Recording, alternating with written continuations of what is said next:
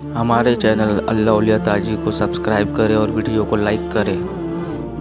अशरा होता है ना, ये बड़ा कीमती है।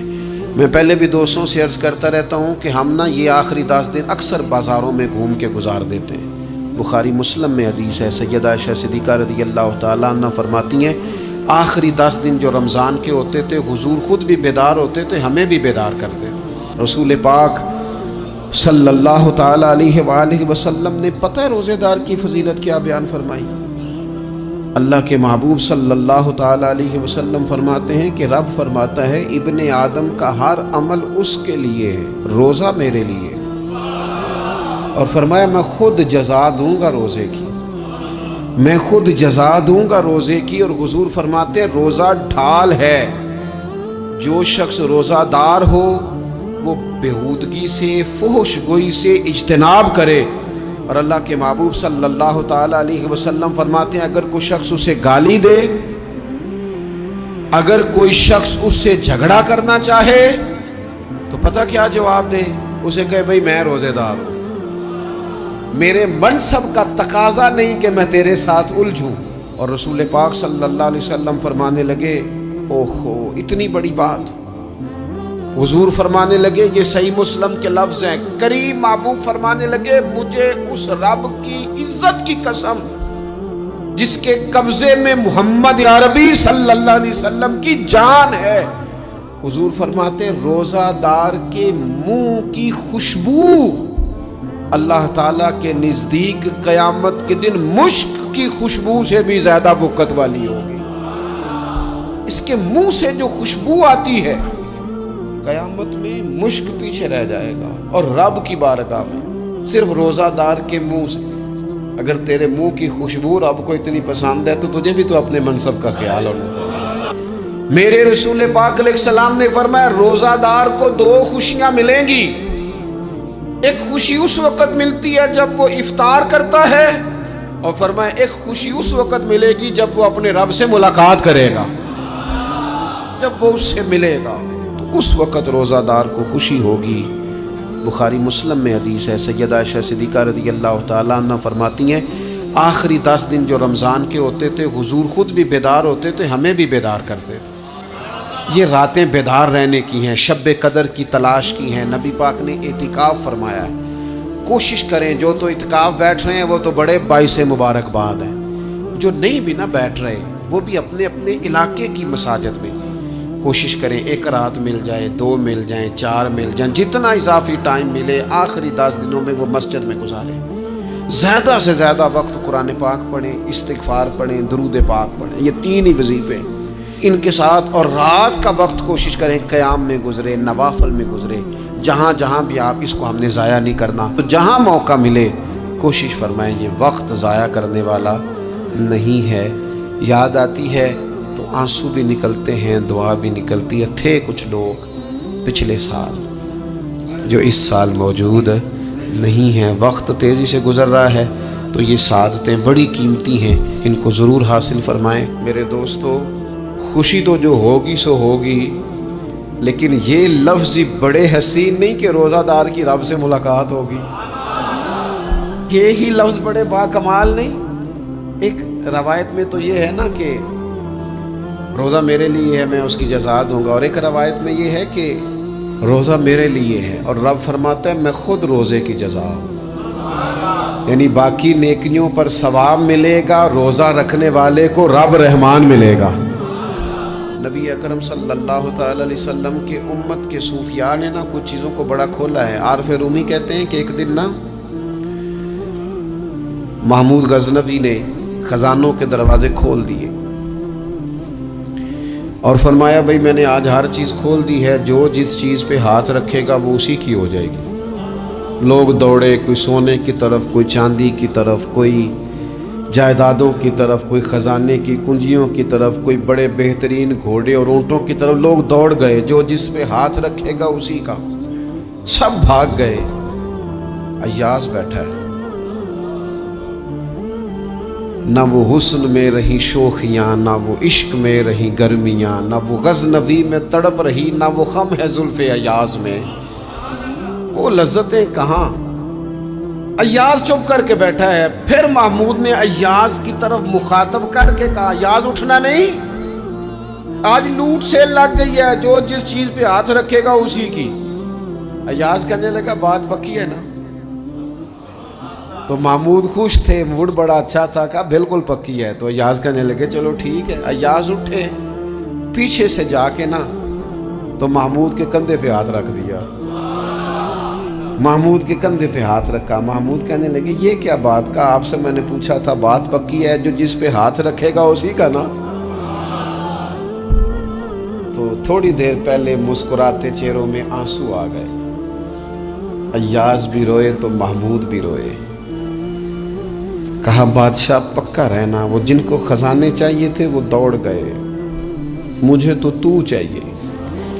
लंघ कई महीने ते बरस गए ते तेरी दीद नु दीदे तरस गए, तेरी तू मिलेगा। तो फिर कहा महमूद ने, उसने कहा मैं वादा कर चुका था, बस ठीक है, बाकियों के खजाने और मैं तेरा। तो तय हो गई। फरमाया बाकी नेकियों पर सवाब मिलेगा, रोजा रखने वाले को रब रहमान मिलेगा, अल्लाह का कुर्ब मिलेगा। देखो ना, वो खास इंसान को कैफियत हासिल होती है रोजे में, रब के होने का यकीन। वो जो सूफिया कहते हैं ना मुराकबा करो, वो नसीब होता है। यानी किसी को क्या पता है इसका रोजा है कि नहीं, अकेला है ना घर में, फ्रीजर भरा हुआ है, नहीं ना खाता, क्यों? इसे पता है मेरा रब मेरे साथ है, मेरा रब मुझे देख रहा है। बस ये तसव्वुर तौहीद पक्का हो जाता है रमजान। तो फिर अल्लाह तबारक व तआला की भी खास रहमत और कोई खास ही एजाज। हुजूर फरमाते हैं जन्नत के कई दरवाजे हैं, एक बाबू रैयान है, उससे सिर्फ रोजादार गुजरेंगे। आवाज होगा रोजे वाले आ जाओ, वो आ जाएंगे। फरमाया इस खास दरवाजे से गुजरो, जब गुजर जाएंगे तो फरमाया बंद कर दो भाई, और कोई नहीं गुजरेगा यहां से। दरवाजा ही मखसूस है, इनका एजाज ही जरा ज्यादा है। तो मेरे अजीज, रमजान शरीफ के अंदर वो मनसब का बस ख्याल रखें कि मैं रोजादार हूं, इस एहतियात के साथ। और दूसरी जो रमजान की चंद इबादत है ना, सबसे पहली तो मैं अर्ज करूंगा तरावी के हवाले से। ये बात याद रख लें कि नबी पाक अलैहिस्सलाम ने फरमाया जिसने ईमान और एहतसाब की नीयत के साथ रमज़ान में क़याम किया, अल्लाह उसके पिछले सारे गुनाहों को माफ़ फरमा देगा। और एक मकाम पर नबी पाक सल्लल्लाहु ताला अलैहि वसल्लम ने बयान किया, ये मिशकात में मौजूद है। हुजूर फरमाते हैं रमज़ान और कुरान दोनों क़यामत के दिन बंदे की शफाअत करेंगे।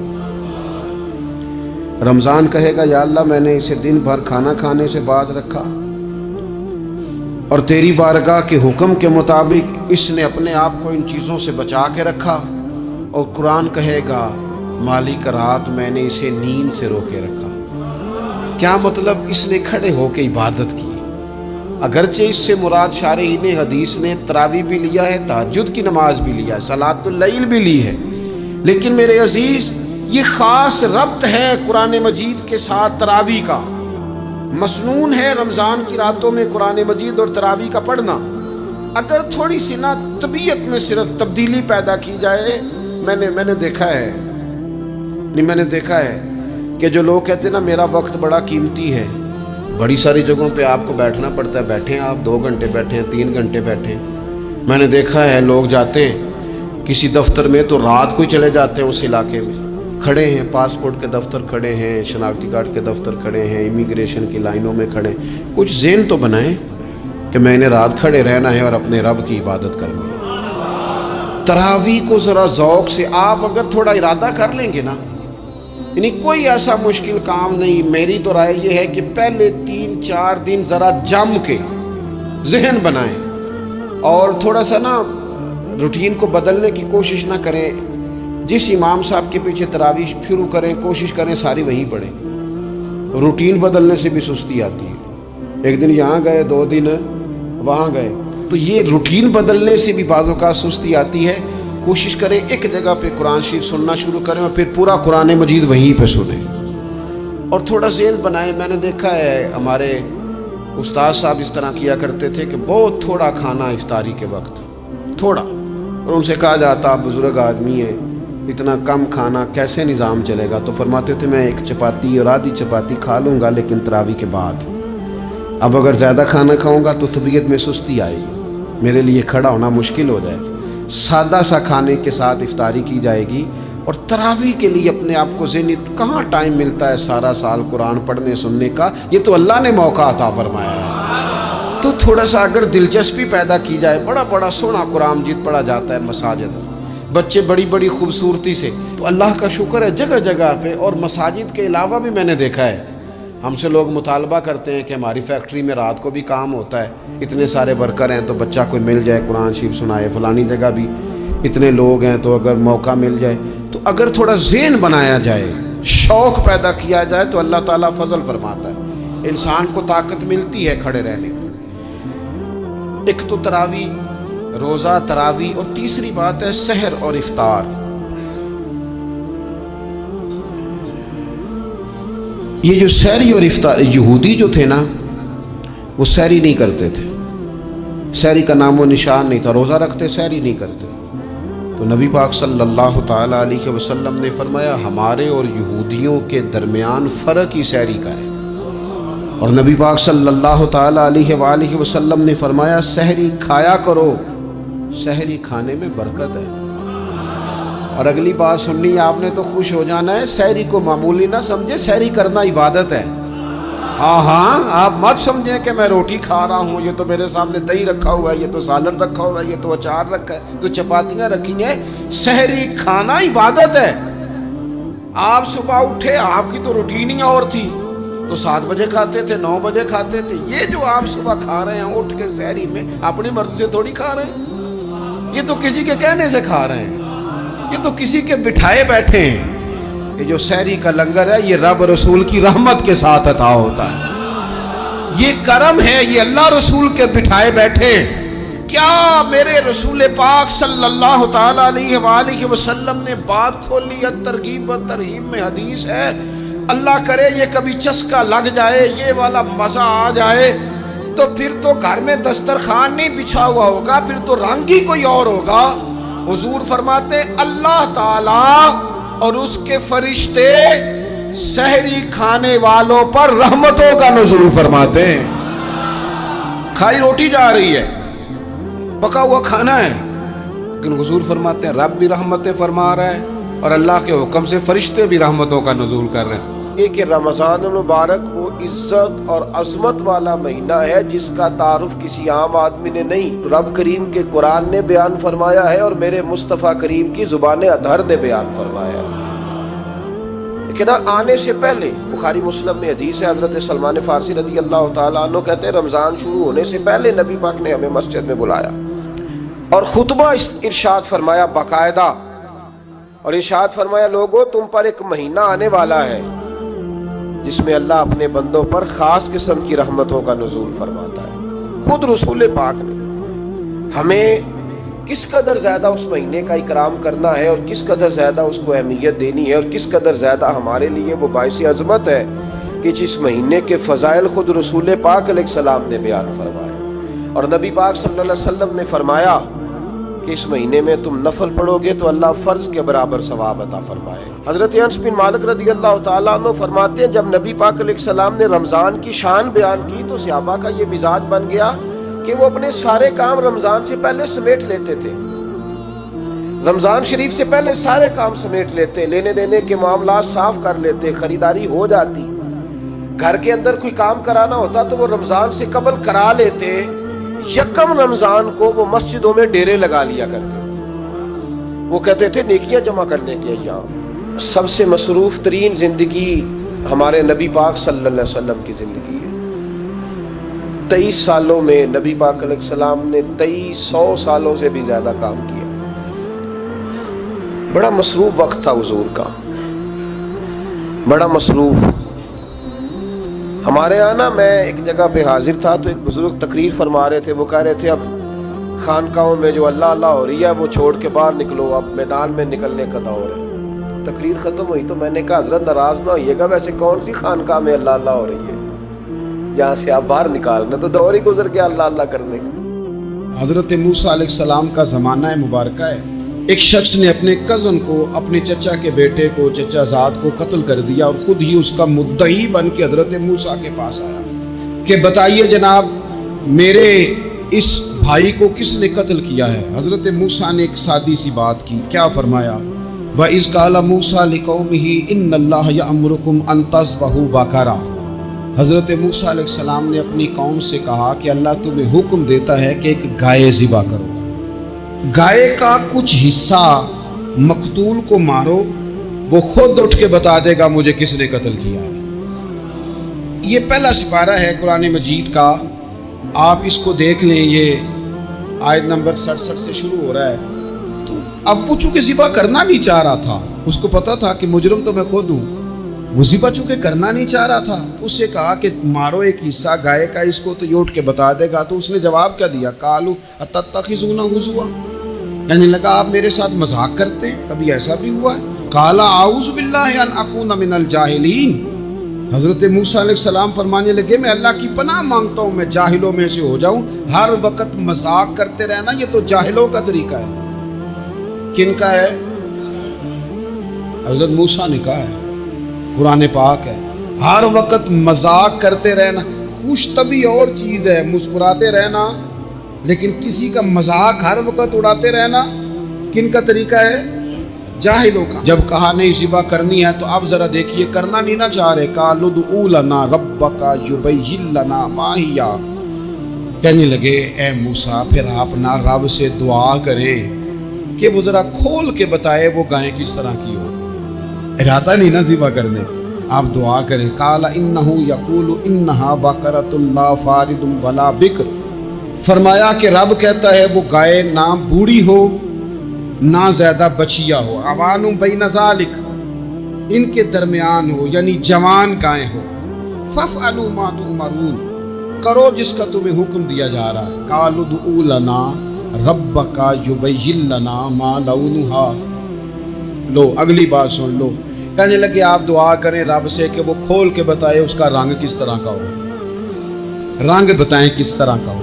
قال انہ یقول انہا بقرۃ صفراء، فرمایا رب فرماتا ہے کہ صفراء رنگ کی ہو، یعنی گہرے زرد رنگ کی ہو۔ کہ رب فرماتا ہے اس طرح کی گائے ذبح کرو، فاقع لونھا تسر الناظرین، اور جب کوئی اسے دیکھے تو اسے اچھا بھی لگے، آنکھوں کو اچھی لگے وہ گائے، اس طرح کی گائیں ذبح کرو۔ لو اتنی باتیں بتا دی۔ قالوا ادع لنا ربک یبین لنا ما ہی، کہنے لگے نہیں آپ پھر دعا کریں اللہ ذرا کھول کے بتائے گائیں کس طرح کی ہو۔ ان البقرہ تشابہ علینا، ہمیں ذرا گائیں پر شبہ پڑ گیا ہے کس طرح کی ذبح کرنی چاہیے۔ وَإِنَّا انشاءاللہ لمہتدون، اگر اللہ نے چاہا تو ضرور ہم ہدایت پا جائیں گے۔ پھر اللہ تعالیٰ نے فرمایا کہ قال انہ یقول انہا بقرۃ لا ذلول تثیر الارض، گائیں اس طرح کی ہو کہ وہ کبھی کھیتی میں نہ چلائی گئی ہو، یعنی اس کو کبھی کام نہ اس سے لیا گیا ہو۔ بیل کو لوگ لگاتے تھے نا، جو کام آج ٹریکٹر سے لیا جاتا ہے وہ گائے بیل سے لیا جاتا تھا، تو وہ کھیتی باڑی کے کام نہ اس کو لگایا گیا ہو۔ ولا تسقی الحرث، اور نہ اس سے پانی نکالا گیا ہو، نہ کھیت چلانے ہل چلانے میں لگائی گئی ہو، اور وہ جو کنواں ہوتا تھا جس کے گرد گائیں گھومتی تھی، تو کہا وہ بھی کام اس نے نہ کیا ہو گائے نے۔ مسلمۃ لا شیۃ فیہا، وہ ہر عیب سے پاک ہونی چاہیے۔ قالوا الآن جئت بالحق، اب کہنے لگے اب آپ صحیح بات لے کے آئے، اب سوال ختم ہو گئے نا، کہنے لگے اب آپ بات فذبحوہا، انہوں نے ذبح کر دی۔ وما کادوا یفعلون، پر ایسا کرتے نظر آتے، لگتا نہیں تھا کریں گے ذبح پر ذبح۔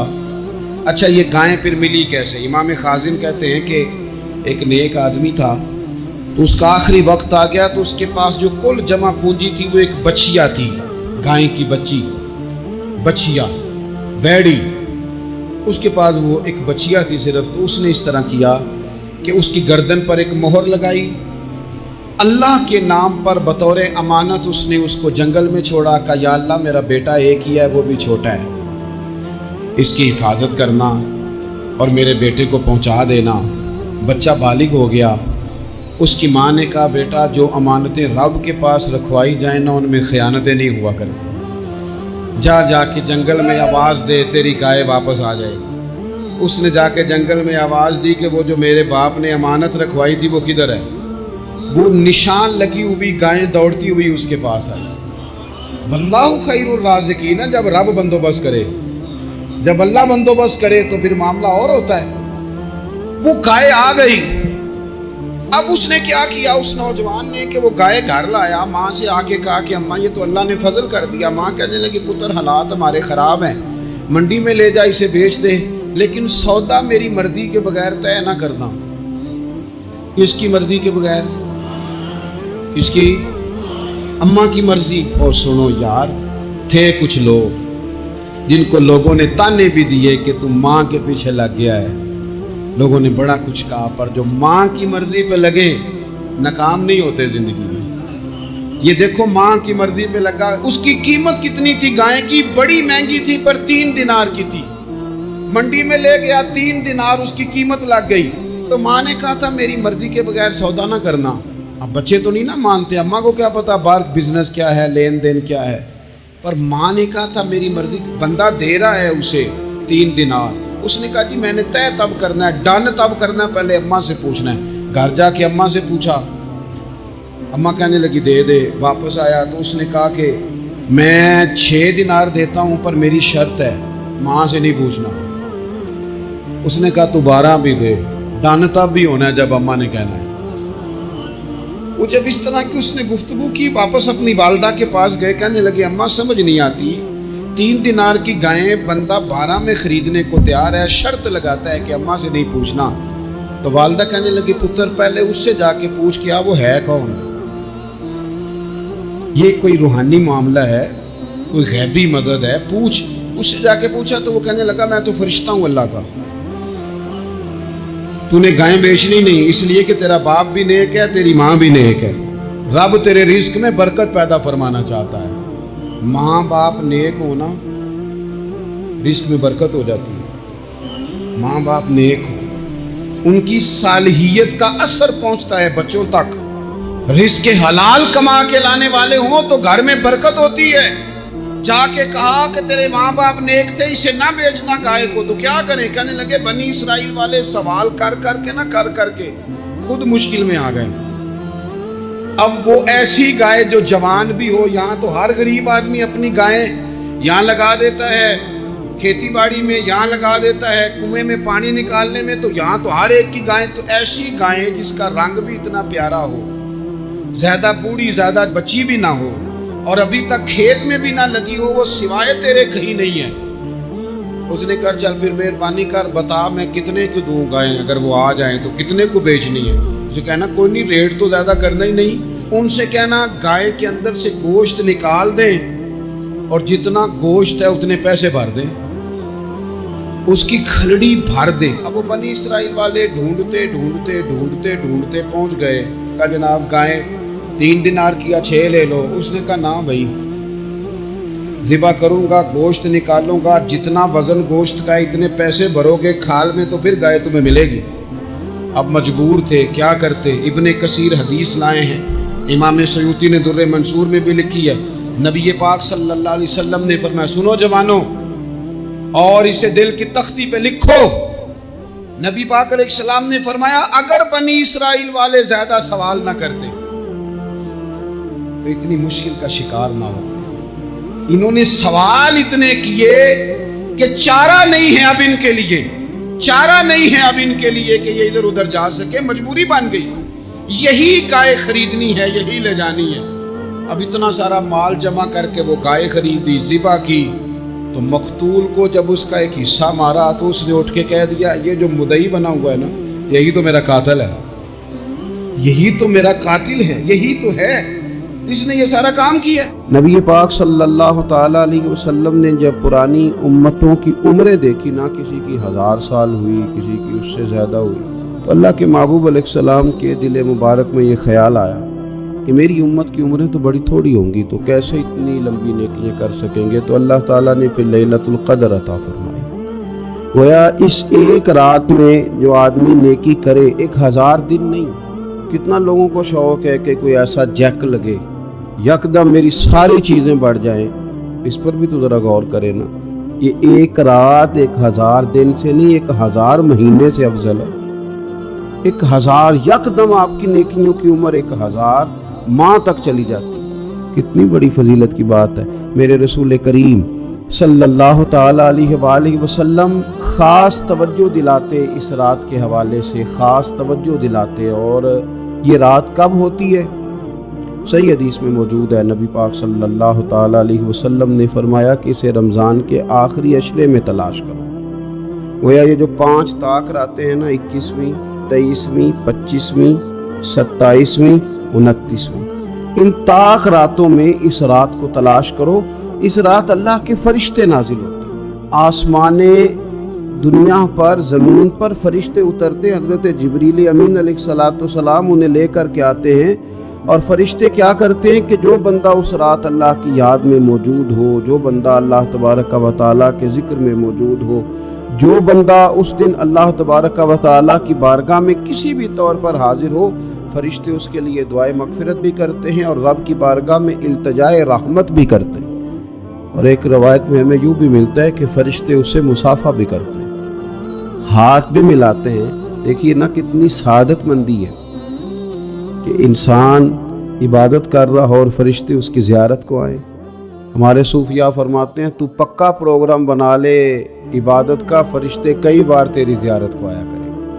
اور پھر ایک اور بات یہاں بڑی قابل توجہ ہے کہ انسان جب محسوس کرتا ہے مجھے کچھ دیکھ رہا ہے، تو ذرا اس کی عبادت کا انداز بھی تھوڑا تبدیل ہو جاتا ہے. تو اگر یہ ذہن ہو ہمارا کہ ہمیں فرشتے دیکھ رہے ہیں اور وہ والی مخلوق دیکھ رہی ہے جو ہماری ڈائری ڈائریکٹ لے جا کے ہمارے رب کی بارگاہ میں پیش کرے، تو پھر کچھ زیادہ ہی توجہ مسلمان کی ہونی چاہیے، زیادہ ہی انہماک ہونا چاہیے، وہ کھو جائے.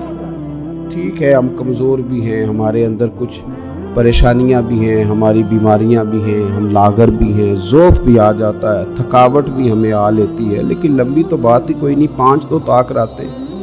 حضرت سیدہ عائشہ صدیقہ رضی اللہ تعالی عنہا ارشاد فرماتی ہیں کہ جب رمضان کا آخری عشرہ شروع ہوتا تھا نا، تو نبی پاک اپنی کمر کس لیتے تھے عبادت کے، خود بھی رات کو اٹھتے تھے، ہمیں بھی جگاتے تھے. دیکھو سونے کے دن تو نہیں، یہ تو جاگنے کے دن ہے.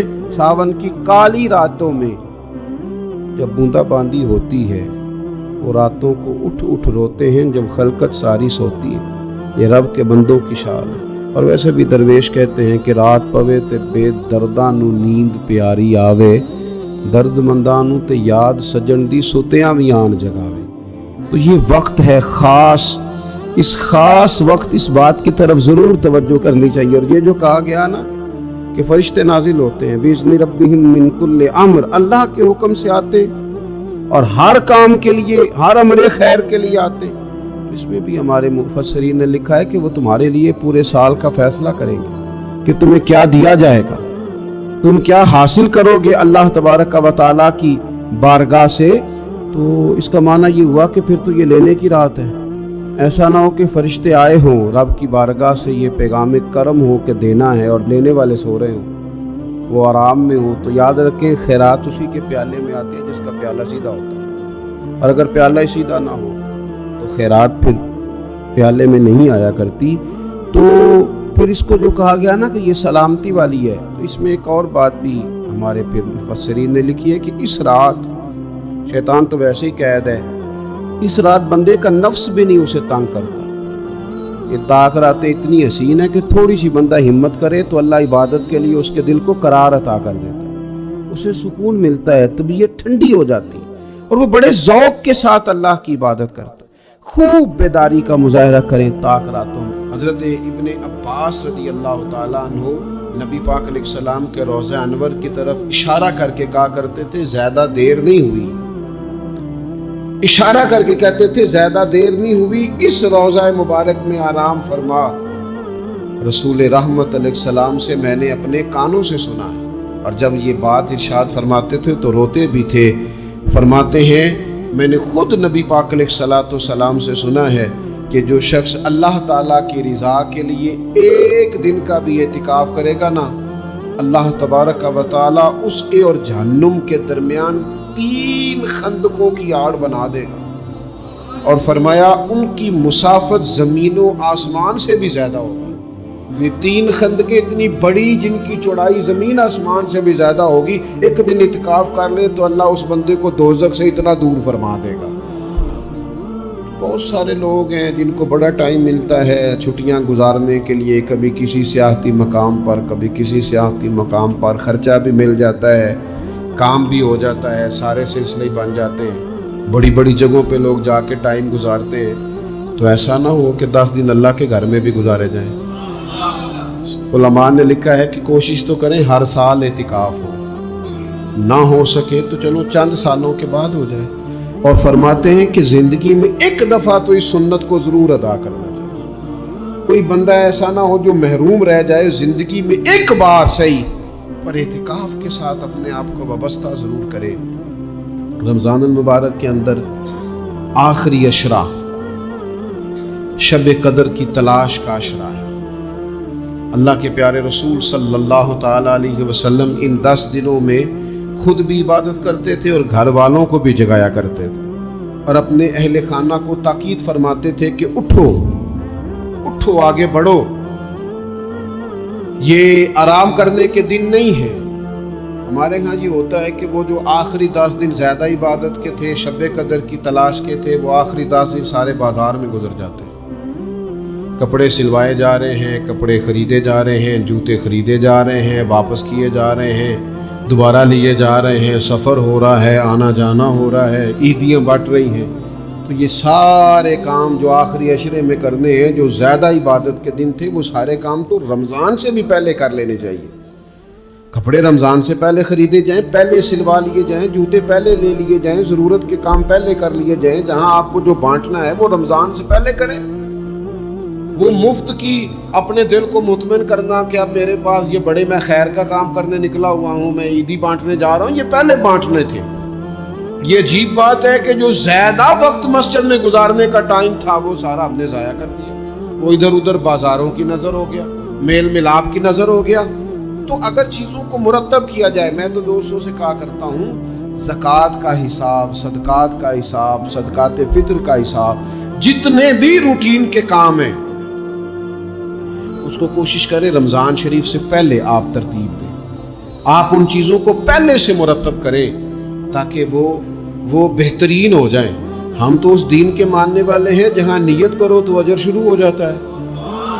آپ رمضان کی نیت سے جو آج خرچ کریں گے اس کو اللہ تعالیٰ رمضان کے ثواب کے برابر ہی اجر عطا فرمائے گا۔ لیکن وہ ہم نا کچھ لوگ بڑا ایک صاحب مجھ سے کہنے لگے جی میں نے سنا ہے صدقہ فطر آخری عشرے میں ہی دینا چاہیے۔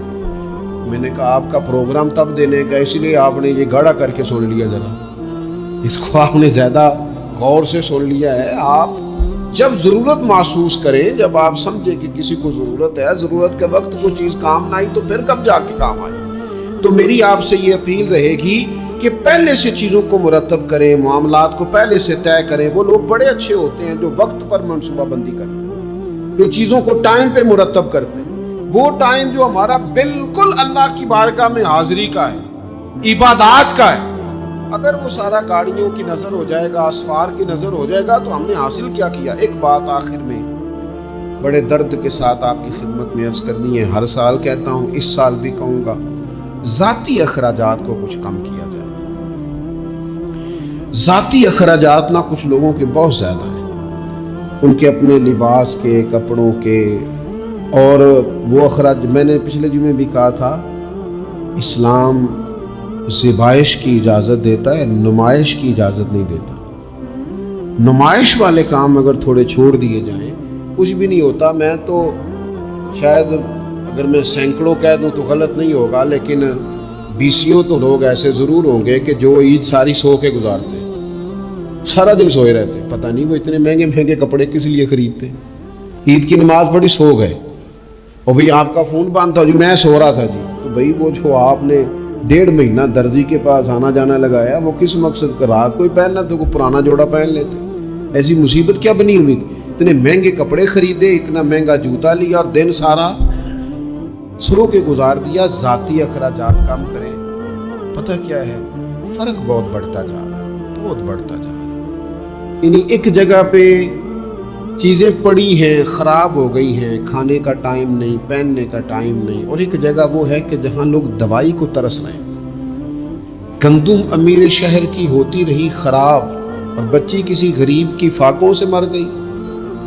اور کسی نے کہا تھا کہ غریب شہر تو فاقوں سے مر گیا، لیکن امیر شہر نے ہیرے سے خودکشی کر لی، اللہ معاف فرمائے۔ تو بہت ساری جگہوں پہ لوازمات زیادہ ہیں، اخراجات زیادہ ہیں، تکلفات زیادہ ہیں۔ اس رمضان میں مہنگائی کا جو زور ہے، حالات کی جو سنگینی ہے، اور تھوڑا پیچھے جائیں تو غریب علاقوں میں جس قسم پرسی کے ساتھ لوگ اپنا وقت بتا رہے ہیں، اگر صرف امیر لوگ اپنے کچھ ذاتی اخراجات کو کنٹرول کرنے میں کامیاب ہو جائیں تو بڑے سارے لوگ ایسے ہیں جن کے لیے وہ خوشیاں بانٹنے کا ذریعہ بنیں گے، اسباب دیں، اور ویسے بھی زندگی سادہ کریں، آسان ہو جائے گی۔